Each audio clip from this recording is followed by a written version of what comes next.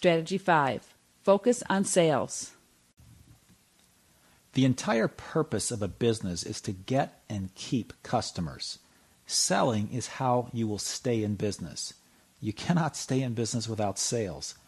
When you've decided that you're going to go in business, you need to shift your focus to this non-negotiable fact.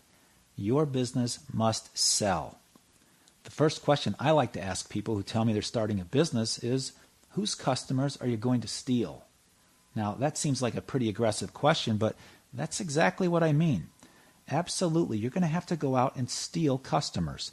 After all, the people who are going to become your customers are already getting by in life by getting those products or services from someone else. If you're not taking customers away from someone who sells the exact same thing as you, you'll be taking them away from someone who sells something that you're going to replace.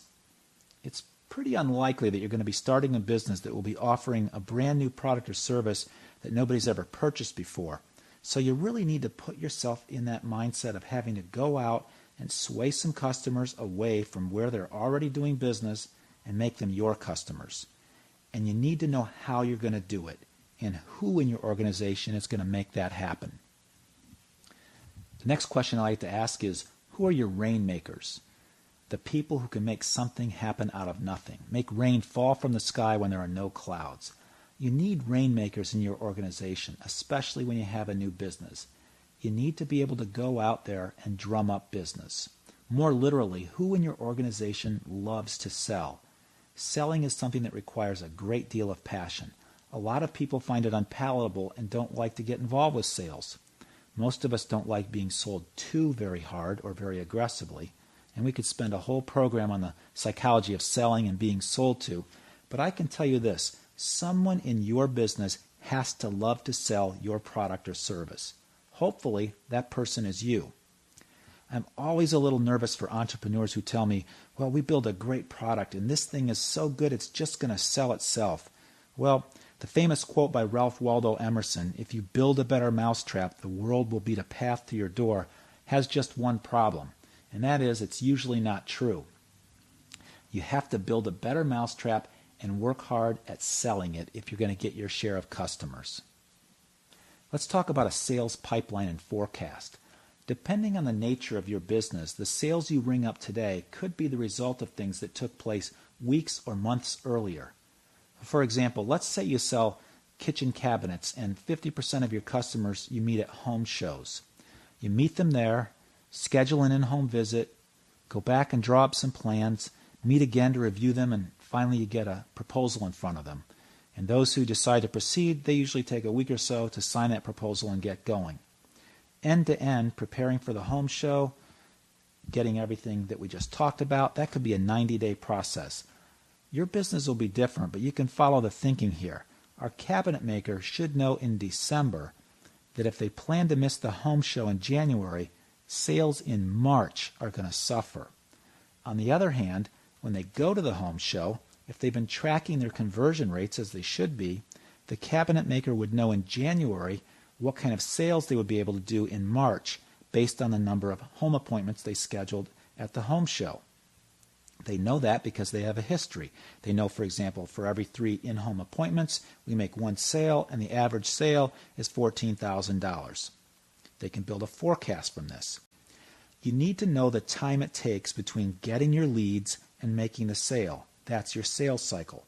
What are the activities it takes to generate those leads? Is it a trade show? Is it, as in our example, an advertising campaign, a sales blitz? What are the steps that follow in your business to take someone from being a lead to a prospect to a sale? If you're going to build your sales, you need to be able to look back through the sales funnel and see where it starts and what it takes to move people along. Then you want to be sure to be doing the things today that will generate those sales down the road. Examine each step of your selling process and be sure you're moving customers from one step to the next until they become a customer. That's how you ensure sales a month or 2 months or 6 months down the road, all depending, of course, on the nature of your business and the nature of your sales cycle.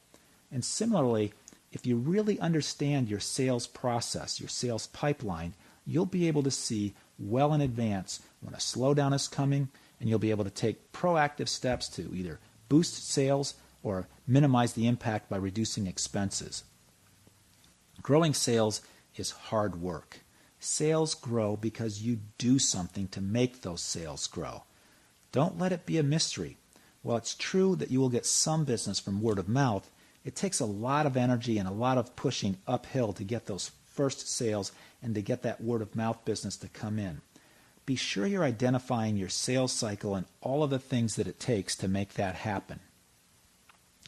Not only do you have to be working hard at selling today, but you have to be planning ahead for where your sales are going to come from next month and the month after that, as I said. You have to work incredibly hard at it. And really, it's the most important thing in your organization. Because if you can bring business in the door, you'll get time to solve a lot of other problems. Yet you can fix every other problem in your business. But if someone's not selling, eventually your business is going to go away. So make sure you're not only selling hard today, but that you have a sales pipeline and a sales forecast and a strategy for bringing those sales about. Let's talk briefly about marketing and advertising. As part of your sales plan, it's important to know how much you're going to allocate to marketing and advertising. More importantly, you'll want to track the effectiveness of every marketing vehicle and every advertisement, and you want to track these things meticulously. If you happen to be in a business where you're running advertisements online, such as with Google AdWords or some of the other competing products from MSN and Yahoo, you're very fortunate because they all make it very easy for you to see exactly which of your ads are being most effective. But no matter what kind of advertising you're doing, you have to find a way to track the results. The other reason you want to have an advertising plan and an advertising budget is you're going to be bombarded by people who are selling advertising. And these folks, a lot of them, they're very good at what they do. They'll come in, they'll tell you they heard about your business and how excited they were to see someone else starting a business, and they'll be very flattering to you. And then they'll tell you about all the ways they can help you with their advertising programs. And maybe they can, but you need to know what your budget is. You need to know what your objectives are. You need to know what your time frames are for allocating that budget as well. If you know your objectives and how those ads need to be able to perform in order to be continued, you'll be in a much better position. Those advertising dollars, they're like little salespeople that have to perform. So have a solid plan. Let's talk about building your customer base. As you start to build up your initial customer base, don't be shy about asking for testimonials, customer stories, case studies, even endorsements. All of these, of course, depend on the type of business that you have. Different things are more appropriate for different types of businesses. But always be looking for ways to communicate to future customers about how satisfied your current customers already are. So let's talk about getting those first customers, summarizing. Know who your rainmakers are going to be, and hopefully that includes you. Get out there and aggressively go after those first customers. Understand your sales cycle, your pipeline, and how that leads to your sales forecast. Have an advertising and marketing plan to grow your business over time, to continue to invest in bringing in new customers, and track your results. Now, a lot of times people say, gee, that's a lot to think about. Can I really do all those things when I'm trying so hard to get every aspect of my business off the ground? And unfortunately, a lot of new businesses don't think this way. And that's why they have such a hard time right out of the gate. The point I really want to emphasize most about when you start your new business is there's going to be a lot of exciting things happening. And there's so much to be done. Getting a store open if you're in a retail business, or getting your office set up, getting your computers in place, your signage in place, your business cards, letterhead, all of these things. I understand that. Those are things you have to do, but those are administrative things. They may be necessary, but they don't generate revenue. They're expenses. What you really want to take pride in is getting revenue, getting those first customers. You'll know you have something to be proud of as a new business owner when you can tell someone, hey, we got our first client today, or we got our first 10 customers today. This needs to be the focus of your pride. Look to get those new customers on board just as quickly as you can. That's when you'll know you're on your way.